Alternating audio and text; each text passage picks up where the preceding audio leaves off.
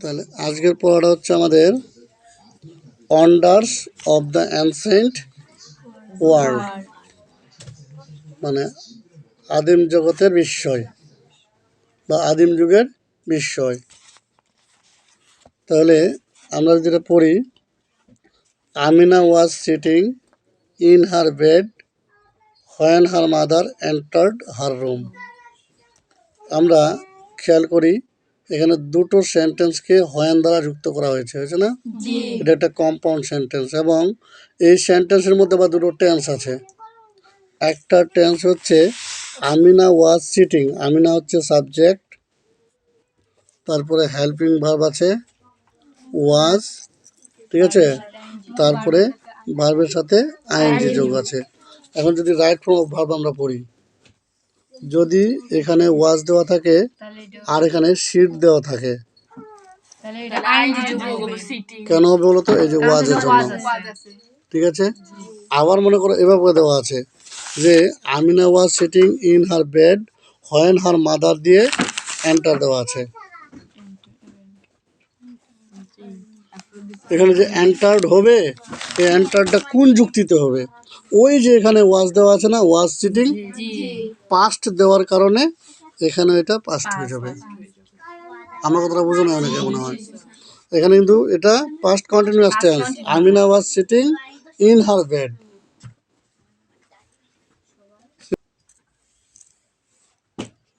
তাহলে এইখানে যে টেন্স হবে এই টেন্সটার অবলম্বনে এখানকার ভার্বটাও চেঞ্জ হবে। এটা কোন সেন্টেন্স? Compound sentence. কেন? হোয়েন দ্বারা যুক্ত হয়েছে, দুটো সিম্পল সেন্টেন্স যুক্ত হয়েছে। এবার দেখো, as Amina was lost in her thoughts she didn't notice. As Amina was lost in her thoughts, এটা পেশিভ ভয়েসে করছে। শি ডিডেন্ট নোটিস, সে লক্ষ্য করে নাই। কে লক্ষ্য করে নাই? আমিনার মা লক্ষ্য করে নাই যে Amina was lost in her thoughts.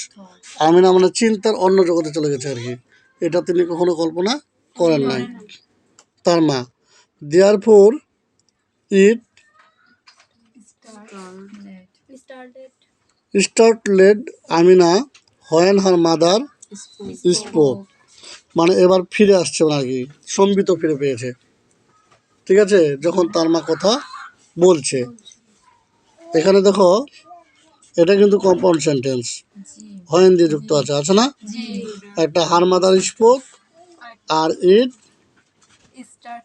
হ্যাঁ, আমিনা, ঠিক আছে। তাহলে এটা এখানে পেশিভে দেওয়া আছে আর এখানে এটা পাস্ট ইনডিফিনিটে দেওয়া আছে না? তাহলে তোমরা যেমন অনেক সময় অনেক কিছু ভাবতে তোমরা হঠাৎ কেউ আসছে কিন্তু তুমি খেয়াল করো না, যখন তোমার কথা বলতে ওটা ঝাঁকুনি দিয়ে মনে হচ্ছে, এরকম মানে আর কি, সম্বিত ফিরে পেয়েছে। হোয়াট আর ইউ ডুইং, তুমি কি করছো? হার মাদার আস্কড হার, তার মা তাকে জিজ্ঞেস করলেন। তাহলে এটা past indefinite tense, her mother asked her. আর what are you doing present continuous tense. তাহলে এই যে হোয়াট আর ইউ ডু দিয়ে যদি ব্র্যাকেট দিত তাহলে আমরা কি লিখতাম? ডুইং। আবার যেমন দিত যে what are you doing her mother ask দিয়ে ব্র্যাকেট দিয়ে হার লিখতো, তখন কি আস্ক হতো। কথা বোঝা গেছে? তাহলে আই ওয়াজ রিডিং, আমি পড়তেছিলাম present continuous tense, when I came across the term seven wonders of the ancient world. I was reading, আমি পড়তেছিলাম, when I came across the term seven wonders, যখন আমি 7টি আশ্চর্যের কাছে আসলাম, ঠিক আছে, পড়তে পড়তে। So I was thinking about that, তাই আমি এটা নিয়ে ভাবতেছিলাম। এটা কোন টেন্স? Present continuous tense. ভালো করে খেয়াল করো কিন্তু, পাস্ট কন্টিনিউয়াস টেন্স, সরি, হ্যাঁ। আমিনা অ্যানসার্ড, উত্তর প্রদান করলো। It is a list of 7 notable structures of the ancient period.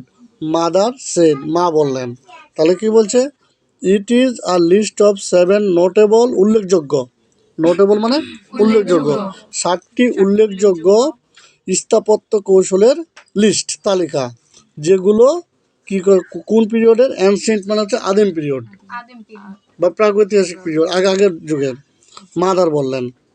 এবার দেখো, যখন কোনো কিছু উদ্বৃত্তি করবে, দেখো একটা উদ্বৃত্তি চিহ্ন দিয়ে দিচ্ছে না, পাংচুয়েশন ব্যবহার দিলে, আর মাদার শেডের পরে কি করছে? একটা কমা দিচ্ছে। দেন তারপর why are they called wonders asked Amina. Amina জিজ্ঞেস করলো, এখানে তো এটা আবার নারেশন দিয়ে করছে পার্টগুলো, তাই না? নারেশন দিয়ে করছে। তাহলে আস্ট আমিনা, আমিনা জিজ্ঞেস করলো যে কেন এগুলোকে বিস্ময় বলা হয়? তাহলে ইউ টেল মি হোয়াই, তুমি বলো কেন? মাদার সেড, মা বললেন। আই ডোন্ট নো মা, আমি জানি না মা। এই যে আই ডোন্ট নো মা, এটা কিন্তু ইনফর্মাল সেন্টেন্স, যে মা আছে, তাই না? তারপরে আমাদের কিন্তু পড়ার সময় সব দিকে খেয়াল করতে হবে, টেন্স, সেন্টেন্স, ভয়েস, ঠিক আছে? তারপর ফর্মাল, ইনফর্মাল, তারপর time of adverb, ancient time of adverb কিন্তু, জানো তো? তারপর চলে আসো, can you name one or two of them, তুমি কি এর মধ্যে কয়েকটা বলতে পারবা? কয়েকটার নাম? বেবিলনের ঝুলন্ত বাগান আছে, নাম শুনছো কেউ? আর মনে করো যে একটা আকাশের মধ্যে রাজার যে নেবুচাঁদ নামে ব্রাজিলের এক বাদশাহ, তার ওয়াইফ প্রেমিকার জন্য একটা বাগান বানাইছিল শূন্যের মধ্যে। কীরকম করে? মনে করো যে এইদিকে মনে করো যে আমাদের কমপক্ষে কয়েকশো গজ দূরে, কয়েকশো মাইল দূরে একটা বড় পিলার করছে, পিলারের উপর ছাদ দিচ্ছে, চারদিকে শুধু 4টা পিলার, আর ছাদের উপরে বাগান দূর থেকে অনেক উঁচুতে, আর ওই পিলারগুলো গাছ দিয়ে ঢেকে দিতে। না কথা বুঝো না আমার কথা? গাছ দিয়ে ঢেকে দেওয়ার কারণে দূর থেকে দেখলে মনে হবে যে ওই পিলারটার বরাবর একটা গাছ লাগাইছে, যে গাছটা মনে হয় মাটি থেকে উঠে একবারে ওই উপরে গেছে। না কথাটা বুঝো নাই? এবং শূন্যের মধ্যে একটা উদ্যান দেখা যায় এরকম। চীনের প্রাচীর, চীন একটা প্রাচীর বানাইছিল তাদের জন্য, বাইরের শত্রু তাদেরকে আক্রমণ না করতে পারে, এরকম চীনে একটা প্রাচীর ছিল। তো নামগুলো আমরা পাবো এখন, দেখি। Great pyramid of Giza, geyser mother, great pyramid of Giza, geyser হচ্ছে পিরামিড, ঠিক আছে? তারপর হচ্ছে লাইট হাউস অফ আলেকজান্দ্রিয়া, আলেকজান্দ্রিয়ার আলোকবর্তিকা, মানে অনেক দূর থেকে আলোটা দেখা যেত। অ্যান্সার্ড আমিনা, আমিনা উত্তর দিল। বোথ আর কারেক্ট, দুটোই সঠিক। Let us task the case, let us take the case of the great pyramid of Giza.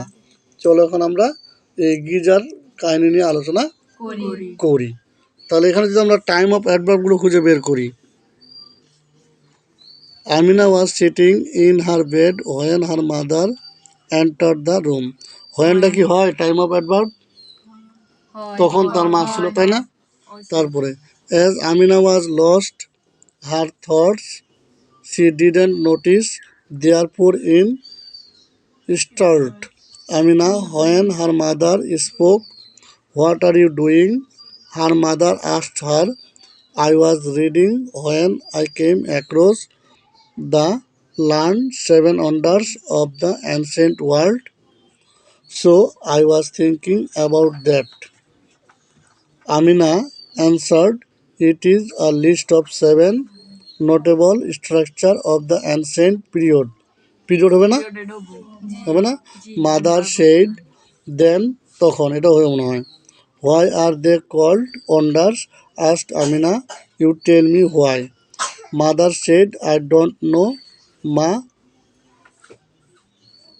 Can you name one or two of them?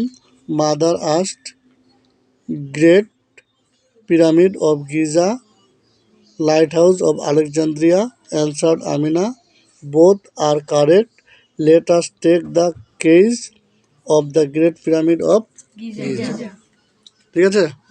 তাহলে এটুকু পড়া। ধন্যবাদ।